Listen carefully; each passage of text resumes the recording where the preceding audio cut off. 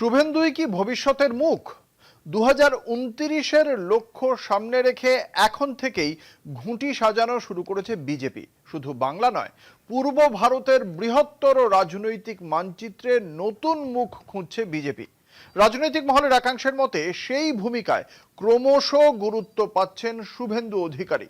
সংগঠন, মতাদর্শ এবং রাজনৈতিক বার্তা সব মিলিয়ে শুভেন্দুকে সামনে রেখেই কি নতুন সমীকরণ গড়তে চাইছে গেরুয়া শিবির?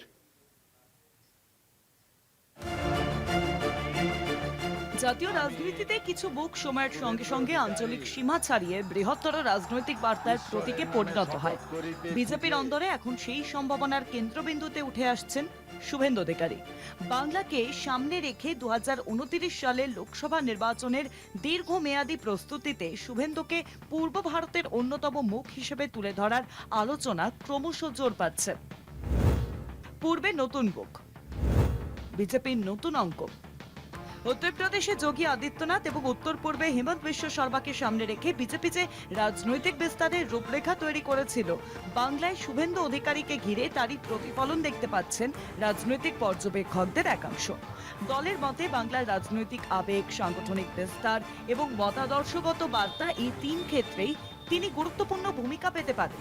বিজেপি সূত্রে ইঙ্গিত, আগামী কয়েক বছরে সীমান্তের নিরাপত্তা, অনুপ্রবেশ রোধ, কেন্দ্রীয় প্রকল্পের বাস্তবায়ন এবং প্রশাসনিক সংস্কারের মতো বিষয়কে সামনে রেখে শুভেন্দু অধিকারীর রাজনৈতিক ভাবমূর্তি আরো উজ্জ্বল করার চেষ্টা চলবে।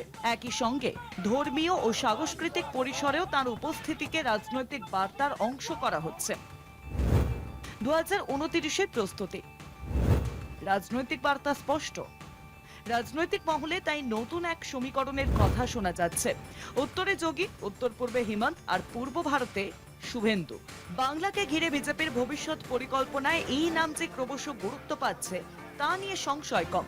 2029-এর আগে সেই রাজনৈতিক অঙ্ক কতটা বাস্তব রূপ পায়, এখন সেদিকেই নজর। কনাদ দাশগুপ্তের রিপোর্ট, কলকাতা টিভি।